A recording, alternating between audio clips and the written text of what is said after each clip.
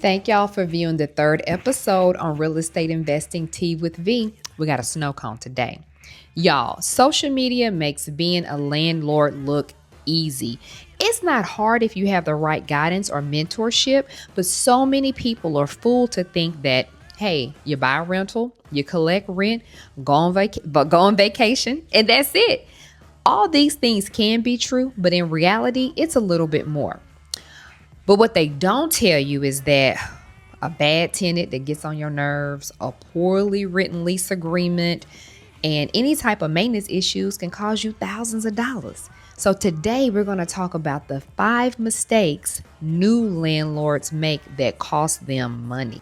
Mistake number 1, being too nice during tenant screening. Listen, I know this may hurt somebody's feelings because it definitely has hurt mine. I've been there. I've been too nice. I let people pass because, hey, I'm going through a divorce. My baby sister, uncle, cousin, daddy died, or whoever. But we don't make these decisions based on emotion. The tenant has to be screened, period. They're going to come to you saying they lost their job. If they lost their job, they can't pay for the rent. It's going to be so many excuses and things that they have. And even though, we all have a good heart and we're sincere, but we can't let tenants run our business. You definitely have to screen.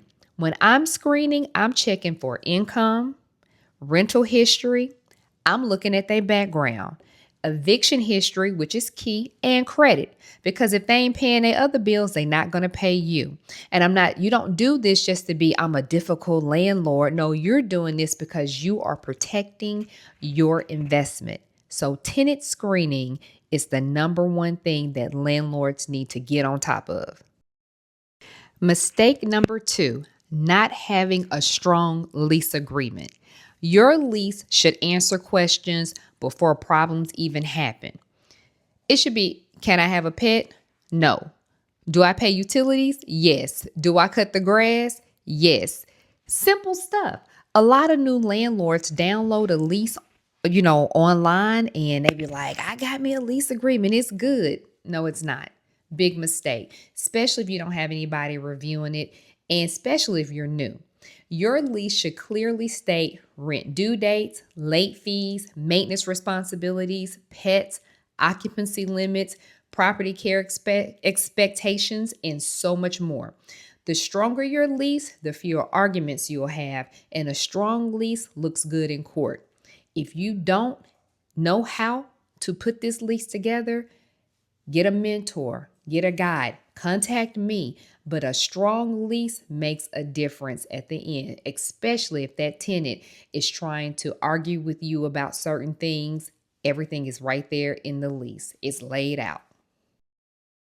Mistake number 3, not inspecting the property. I don't care how nice a tenant is, you need inspections. I've seen properties that look perfectly nice on the outside, nice flowers, grass cut and everything. And on the inside, you got roaches, doors falling out the hinges, art on the wall from their kids who decide to take a marker and crayon and draw something. But seriously, inspections are very, very important. It helps you identify unauthorized occupants, lease violations, maintenance issues, property damage before they become very, very expensive. I personally started instituting 2 property inspections a year at my properties. I actually tag them along with when I call my HVAC guy to do the service on the units to clean them out and everything. We do an inspection. So that's twice a year. Because tenants, they're not changing out the filters, but that's a whole nother story.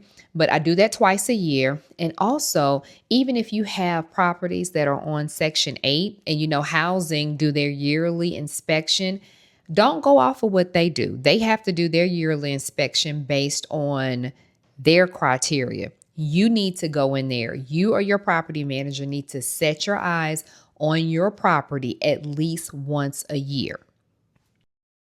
Mistake number 4, delaying maintenance. This can really hurt your pockets in the end. A small Under the sink kitchen leak today, if you don't get to it till next week, can mean you changing out a whole cabinet. And y'all know cabinet prices have gone up.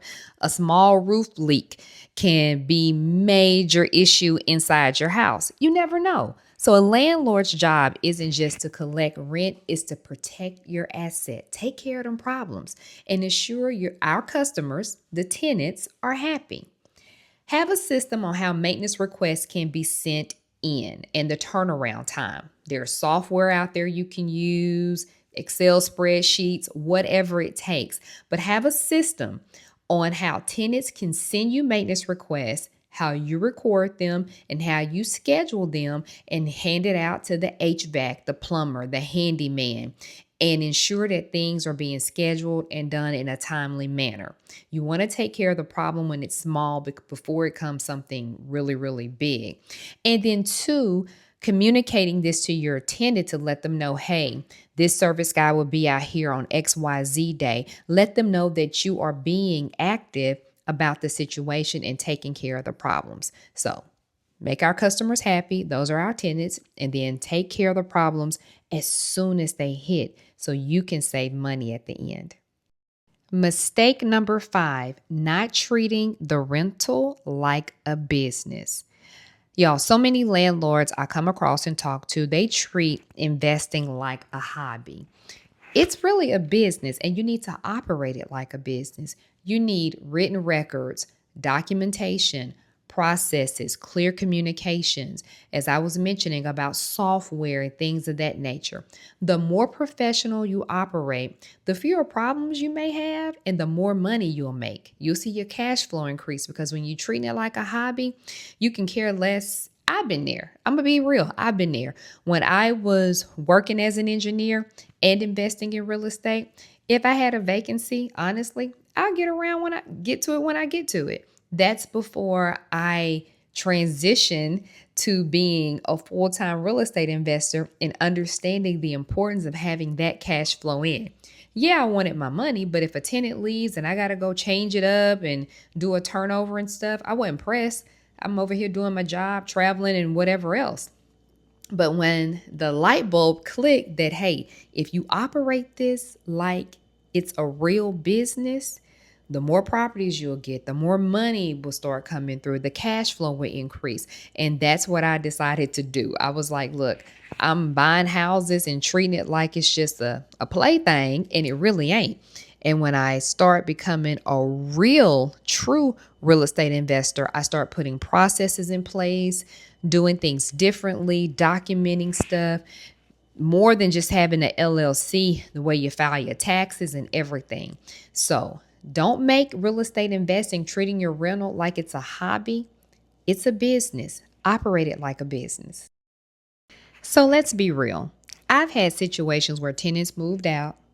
They left trash in my place. It was damaged. Repairs needed to be done. Roaches, everything. So honestly, in the beginning, I wasn't doing frequent inspections. I was barely doing them at all. So now I've learned my lesson. As I said, that light bulb clicked in my head and I started becoming a more professional. And I started instituting processes, procedures, and things to help me improve my ability as a landlord so I can have less tenant turnover. As I mentioned, you want to increase your cash flow. So don't think it's all perfect in the beginning, but I learned over time. And as I mentioned before, that's what I'm here doing. I'm trying to teach people not to make the same mistakes that I made in the past.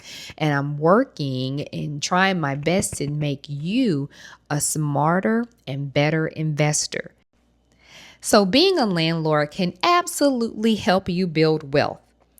But successful landlords don't just collect rent. They run their business like a business. They screen tenants carefully, they inspect regularly, they maintain their property, and they run their rentals like a business because it is one.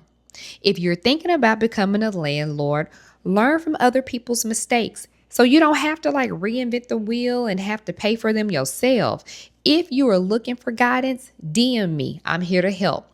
I'm V with Black Girl's Guide to Real Estate Investing while we're here sipping the tea, learning the game, and protecting the bag. And I'll see y'all next Tuesday. And mind your business about my board in the back.